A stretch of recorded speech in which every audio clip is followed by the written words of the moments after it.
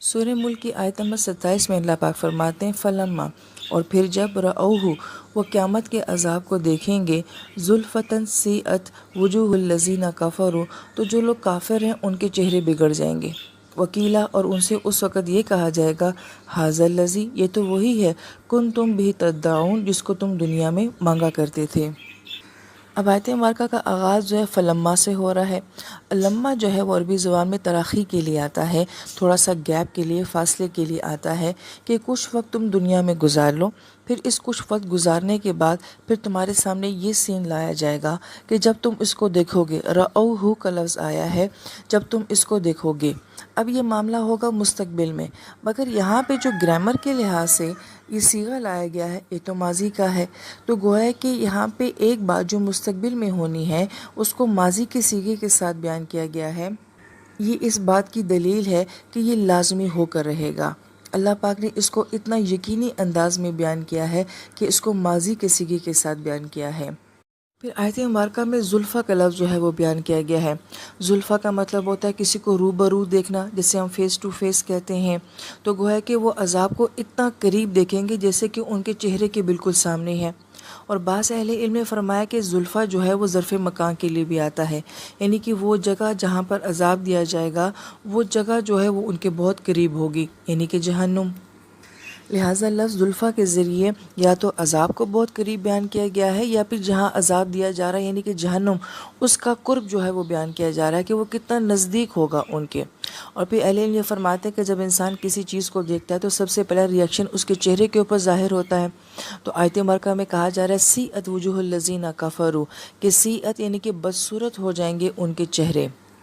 جیسا کہ حدیث پاک کے مفہوم سے بھی یہ بات ثابت ہوتی ہے کہ جب انسان کو اس کا نامہ اعمال دائیں ہاتھ میں دیا جائے گا تو ان کے چہرے چمک رہے ہوں گے، دمک رہے ہوں گے، روشنیاں ہوں گی ان کے چہروں کے اوپر، اور وہ تر و تازہ ہوں گے،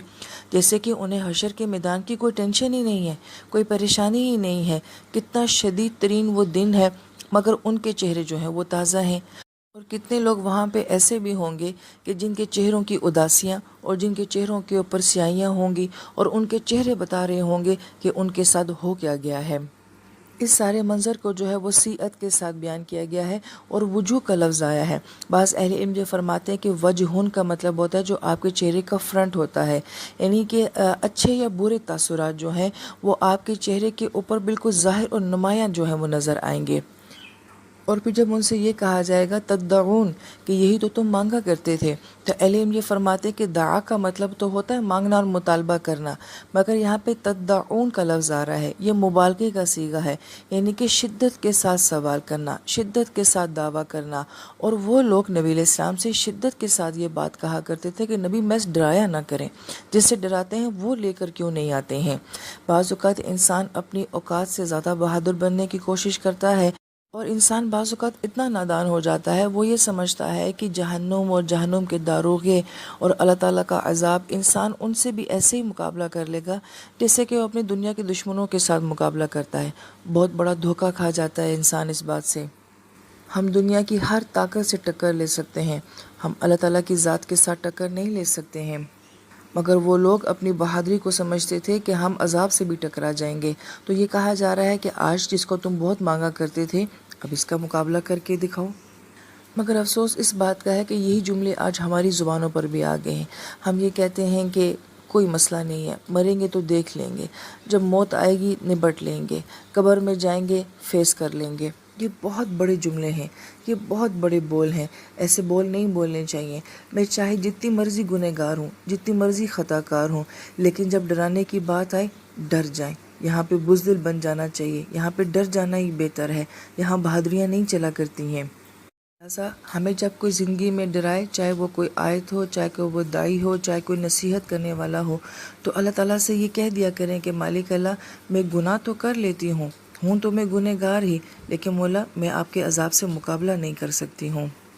پھر آیت نمبر 28 میں اللہ پاک یہ فرماتے ہیں کل اے نبی صلی اللہ علیہ وآلہ وسلم ان سے فرما دیجئے ارائیتکم تمہاری کیا رائے ہے ان اہلکنی اللہ اگر میرا اللہ مجھے ہلاک کر دے ومن معی اور جو بھی میرے ساتھ ہیں ان سب کو بھی ہلاک کر دے اور رحمنا یا پھر یہ ہے کہ میرا اللہ مجھ پہ رحم کر دے فمن یجیر الکافرین من عذاب علیم لیکن مسئلہ یہ ہے کہ کافروں کو عذاب علیم سے کون بچائے گا۔ اب اس آیت مبارکہ میں ارائیتکم کا لفظ آیا ہے کہ تمہاری کیا رائے ہے، اور کسی چیز کے بارے میں رائے انسان کب بناتا ہے؟ جب وہ کسی چیز کو دیکھتا ہے، پرکھتا ہے، غور و فکر کرتا ہے، اس کے بعد اس کی رائے بنتی ہے۔ تو گویا کہ یہاں پہ اللہ پاک ہمیں غور و فکر کی دعوت دے رہے ہیں کہ تم اپنی رائے بتاؤ۔ اب یہاں پہ کس معاملے میں غور و فکر کرنے کو کہا جا رہا ہے کہ آیت مبارکہ میں یہ کہا جا رہا ہے کہ اگر میں اور میرے ساتھی ہلاک ہو جائیں یا پھر میرا اللہ مجھ پہ رحم کرے۔ مفسرین کرام یہ فرماتے ہیں یہاں پہ دو چیزوں کا کنٹراسٹ جو ہے وہ بیان کیا جا رہا ہے۔ آیت مبارکہ یوں بھی ہو سکتی تھی کہ یوں کہا جاتا ہے کہ اللہ تعالیٰ ہمیں ہلاک کر دے یا اللہ تعالیٰ ہمیں زندگی دے، لیکن یہاں پہ زندگی کی بات نہیں کی جا رہی، ایک طرف ہلاکت کی اور ایک طرف رحمت کی بات کی جا رہی ہے۔ تو مفسرین کرام اس کو بہت خوبصورت بیان فرماتے ہیں کہ زندگی کی جگہ اللہ پاک نے رحم کو بیان فرمایا ہے، گویا کہ زندگی اللہ کی بہت بڑی رحمت ہوتی ہے۔ یہی وجہ ہے کہ اللہ تعالیٰ نے زندگی کی جگہ رحمنا کا لفظ استعمال فرمایا۔ یہی حوالہ ہم سورہ رحمان میں دیکھتے ہیں، الرحمن علم القرآن خلق الانسان، کہ اللہ تعالیٰ کی رحمت کا معاملہ ہے کہ جس انسان کے پاس زندگی بھی ہو اور اس کے پاس قرآن بھی ہو۔ پورے قرآن میں ہم جا بجا یہ دیکھتے ہیں کہ جہاں کہیں اللہ پاک تخلیق کی بات کرتے ہیں، انسانی زندگی کی پیدائش کی بات کرتے ہیں، وہاں اللہ پاک رحمت کی بات کرتے ہیں۔ گویا کہ میرا پیدا کیا جانا ہی اللہ کی بہت بڑی رحمت ہے۔ یہی وجہ ہے کہ یہاں بجائے زندگی کے اللہ پاک نے رحم کا لفظ استعمال فرمایا ہے۔ اسی بات کو حدیث پاک میں یوں بیان کیا گیا ہے کہ نبی علیہ السلام فرماتے ہیں کہ مومن کے لیے لمبی زندگی رحمت ہے، کیونکہ وہ جتنا بھی جیے گا اپنی نیکیوں میں اضافہ کرتا رہے گا، اس لیے موت کی تمنا نہ کیا کرو۔ لہٰذا اللہ تعالیٰ سے یہ دعا مانگنی چاہیے کہ مالک اللہ آپ ہمیں زندگی دیں تو نیکیاں کرنے کے لیے دیں۔ یہاں پہ مفسرین کرام انتہائی خوبصورت جو قرآن کا فلسفہ بیان فرماتے ہیں کہ وہ یہ ہے کہ ہمیں یہ کہا گیا ہے کہ تم نے یہ نہیں سوچنا کہ ہم نے کب مرنا ہے، کس تاریخ کو مرنا ہے، بلکہ قرآن ہمیں کہتا ہے کہ تم یہ دیکھو کہ ہم مریں گے کیسے۔ لہٰذا میرا مسئلہ یہ نہیں ہے کہ مجھے موت کب آئے گی، میرا مسئلہ یہ ہے کہ مجھے موت کیسے آئے گی۔ قرآن کہتے توفنا مع الابرار، کہ نیک لوگوں کی دعا کیا ہوتی ہے کہ مالک ہمیں جب بھی موت آئے تو ہمیں نیک لوگوں کے ساتھ موت دینا۔ یہ انتہائی خوبصورت تصور ہے کہ موت اگر مجھے آج بھی آنی ہے تو آ جائے، کوئی مسئلہ نہیں ہے۔ اگر مجھے موت اچھی حالت میں آنی ہے، ایمان کے ساتھ آنی ہے، چاہے وہ آج آ جائے، چاہے وہ سالوں بعد آئے، مجھے اس سے کوئی فرق نہیں پڑتا ہے۔ کیا میرا ایمان ایسا ہے؟ اگر انسان یہ سوچے کہ جو میری آنکھیں بند ہوں گی میں کسی خوبصورت باغ میں ہوں گا، وہاں پہ نور ہی نور ہوگا، پرسکون نیند ہوگی، اللہ پاک کی تجلیات ہوں گی، تو کون انسان نہیں مرنا چاہے گا؟ لیکن مسئلہ یہ ہے کہ ہمیں اس بات کا یقین نہیں ہے کہ میری آنکھیں بند ہوں گی تو میرے سامنے منظر کون سا والا آنا ہے۔ اس بات کو یوں بھی سمجھیں کہ جب ہمارے بچوں کو یہ بات کہی جاتی ہے کہ فلاں ملک ہے، وہاں کمپنی بہت اچھی ہے، تنخواہ بھی بہت اچھی ہے، رہائش بھی بہت اچھی ہے، اور سارے معاملات وہاں کے بہت زبردست ہیں، انسان ماں باپ چھوڑ کے چلا جاتا ہے، انسان بیوی بچے چھوڑ کے چلا جاتا ہے کہ ایسی نوکری کو مس نہیں کرنا چاہیے، یہ لازمی کرنی چاہیے۔ ایک خوبصورت جگہ جہاں ہر طرح کی آسائش آپ کی منتظر ہو، آپ اپنے بہت قریبی اپنے پیاروں کو چھوڑ کے چلے جاتے ہیں۔ یہی وجہ ہے کہ اگر ہمیں یہ یقین ہو جائے کہ میری آگے کی زندگی بہت خوبصورت ہے، بہت پیاری ہے، تو ہمارے لیے یہ دنیا چھوڑنا، اپنے پیاروں کو چھوڑنا ہمیں شاید اتنا مشکل نہ لگے۔ اور قرآن تو ویسے بھی اس فلسفے کی نفی کرتا ہے کہ ہم یہ سمجھتے ہیں کہ ہم دنیا چلا رہے ہیں، ہماری وجہ سے ہمارا گھر چل رہا ہے، ہم اپنے بچوں کو پال رہے ہیں۔ نہیں، ایسا نہیں ہے، یہ سارا نظام ہم چلے جائیں گے تب بھی ایسے ہی چلتا رہے گا۔ بعض اوقات تو ہم یہ دیکھتے ہیں کہ بن ماں باپ کے بچے جو ہوتے ہیں وہ زیادہ اچھی زندگی گزار رہے ہوتے ہیں اور کامیاب ہوتے ہیں بنسبت ان بچوں کے جن کے ماں باپ حیات ہوتے ہیں۔ تو یہ تو انسان کا دھوکہ ہے کہ میں سارا سسٹم چلا رہا ہوں، لیکن اصل مسئلہ یہ ہے کہ مجھے جب بھی موت آئے، جس وقت بھی موت آئے، مگر خوبصورت موت آئے۔ یہی وجہ ہے کہ جب ہم پورا قرآن مطالعہ کرتے ہیں تو ہمیں کہیں پہ بھی موت کی تاریخوں کی، وقت کی نہیں ہمیں بات نظر آتی، لیکن یہ ہے کہ ایمان والی موت ہو، نفس مطمئنہ والی موت ہو، نیکوں کے ساتھ موت ہو، خوبصورت موت ہو، راحت والی موت ہو، آسانیوں والی موت ہو، ہمیں یہ سارے منظر جو ہیں وہ ہمیں قرآن پاک میں بہت نظر آتے ہیں۔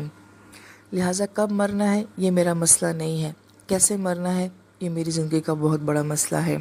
پھر رسالت مبارکہ میں نبی علیہ السلام یہ فرماتے ہیں کہ میں اگر ہلاک بھی ہو جاؤں، میرے ساتھی اگر ہلاک بھی ہو جائیں، جو تمہاری شدید تمنا ہے، لیکن اصل مسئلہ یہ ہے کہ تمہیں عذاب سے کون بچائے گا۔ بڑا خوبصورت انداز ہے کہ جو تمہیں سختیوں سے بچانے کے لیے، عذاب سے بچانے کے لیے آئے ہیں، تم انہی کی موت کی تمنا کرتے ہو، اور قربان جائیں اس ہستی کے اوپر، اور وہ یہ فرماتی ہیں کہ میں چلا گیا تو تمہیں کون بچائے گا۔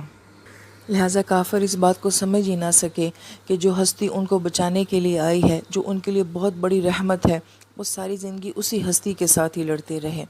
بعض اہل علم نے بڑی پیاری بات یہ بھی فرمائی ہے کہ ایسا ہماری زندگیوں میں بھی ہو جاتا ہے کہ بعض اوقات وہ انسان جو ہماری زندگی میں سب سے زیادہ ہمارے ساتھ وفادار ہوتا ہے، ہم اسی کے ساتھ زندگی لڑتے لڑتے گزار دیتے ہیں، اور بعض اوقات ہم جانتے بھی ہوتے ہیں کہ یہ میرے ساتھ مخلص ہے، مگر اس کے باوجود ہمارے انہی کے ساتھ اختلافات بھی ختم نہیں ہوتے ہیں۔ یہ انسان کی بہت بڑی بد نصیبی ہوتی ہے کہ جو آپ کی اپنی زندگی کا سب سے بہترین سکون ہوتے ہیں، یا آپ کی زندگی کا سب سے خوبصورت حصہ ہوتے ہیں، بعض اوقات ہم انہی کے ساتھ الجھنا اور لڑنا شروع کر دیتے ہیں۔ اسی طرح جو ہماری اجتماعی زندگی ہے، تو بعض اوقات ہمارے محلے میں، ہمارے شہر میں، ہمارے ملک میں بہت سے ایسے بابرکت اور پیارے لوگ ہوتے ہیں کہ جن کی وجہ سے اللہ تعالیٰ کی بہت ساری رحمتوں کا نزول ہوتا ہے، لیکن بعض اوقات ہمیں ان کی سمجھ نہیں آ رہی ہوتی ہے، اور الٹا ہم انہی کو برا بھلا کہنا شروع کر دیتے ہیں، ان کے مخالف ہو جاتے ہیں۔ لہٰذا بعض اوقات ایسا ہوتا ہے کہ ہمیں بہت قریب کی چیز بھی نظر نہیں آ رہی ہوتی ہے، اس لیے اللہ تعالیٰ سے یہ دعا مانگتے رہنے چاہیے کہ مالک اللہ ہماری انفرادی زندگی میں یا ہماری اجتماعی زندگی میں وہ لوگ جن کی وجہ سے بہت ساری برکتیں اور رحمتیں اور آسانیاں ہماری زندگیوں میں ہیں، ہمیں کبھی ان کے مخالف نہ کرنا، اور کبھی ہمیں ان کی ناقدری کرنے کی توفیق نہ دینا۔ آمین یا رب العالمین۔